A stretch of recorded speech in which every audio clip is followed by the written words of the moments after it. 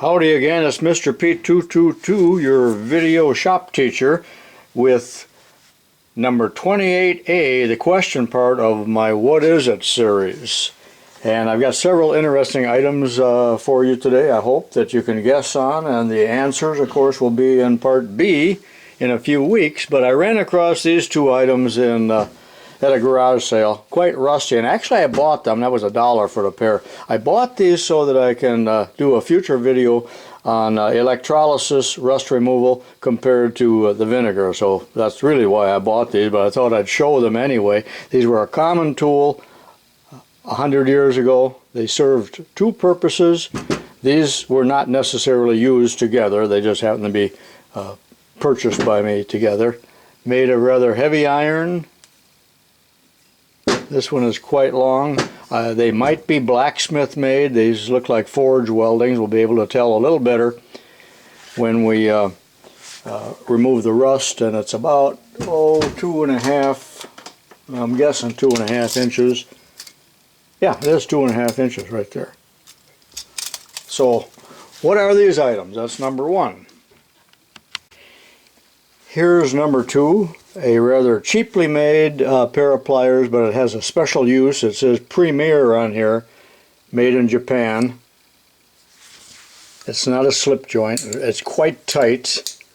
So they just riveted that and they didn't care how tight it was. Okay, but what's unusual about this one is that there's grooves in the jaws. So it has a special purpose.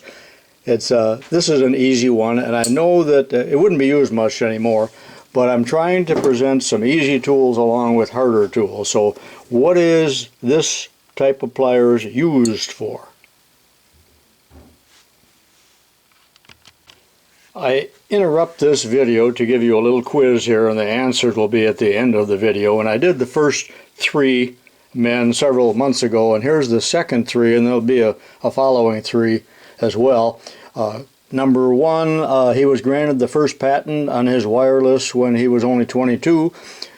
Second guy here, he made his first powered plane flight when he was 32. And this guy, it says he was only 38 when he proved that the steamship was practical. And here's item three, and these chisels, or striking tools, perhaps I should call them, were shown in another video where I was showing how to de-rust. And remember, I removed the rust from this one by vinegar. I think I did it with vinegar, and here's one that is the way I found it. Still a bit rusty. Notice how they're curved. They're made by the Dasco company. They are tools that are very seldom used anymore.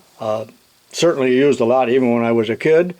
I'm not even going to tell you what trade they were used in, but what are these two tools used for?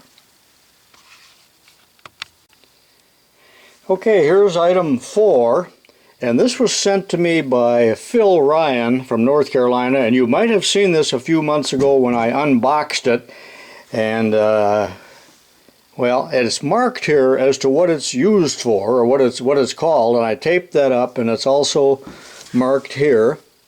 It appears to be shop made, but very, very well made, and I don't think that Phil knew what it was either. Ground finish. It's got some numbers here and another number here, and some information right here, but I don't think any of that would help identify it even after I take the tape off. But this turns freely, and there's two magnets on the bottom, still have the keepers on them. They're screwed on, and there are two pins here that are ground flat.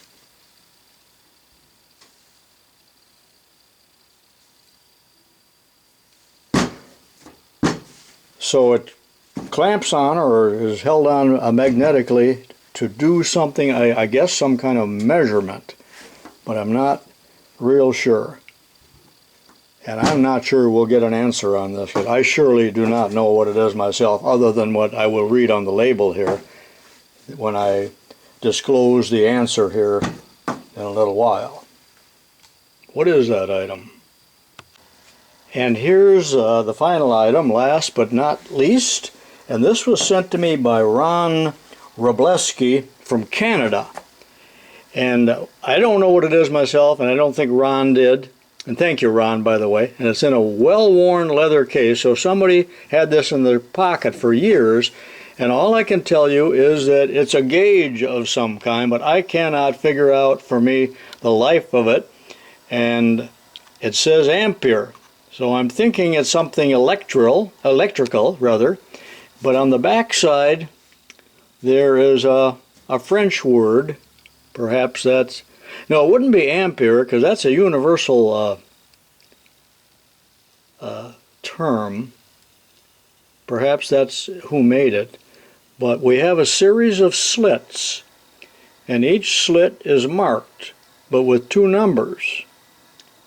And it does not appear to be a wire gauge. These make no sense in regarding putting copper wire in there and measuring them.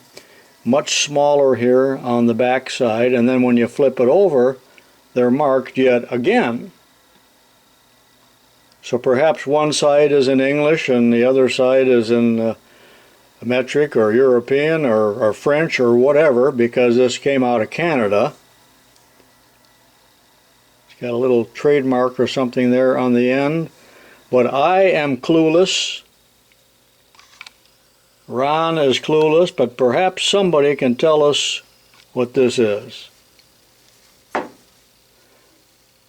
Okay, good luck on your answers, and you can look through the comments. Remember, I don't answer any of the comments here, but you can bounce around between each other. Don't look at the comments until you have guessed yourself, so you don't take the fun out of it. And this is Tubalcain saying so long for now. And here's the answer to the pop quiz. First gentleman is Mr. Marconi, an Italian who invented the first wireless radio, and I cannot pronounce his first name, I'm sorry. And number 2 here is Orville Wright for the first flight. And finally, number 3 here is Robert Fulton, the steamboat man. All pictures when they were relatively young men.